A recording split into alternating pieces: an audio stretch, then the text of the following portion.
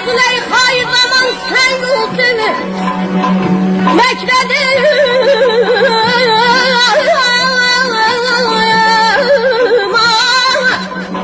Mekredim saldıracaktır seni zindana körül Vahidim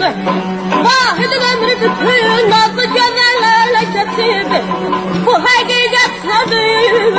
Sen eylemeye sana körül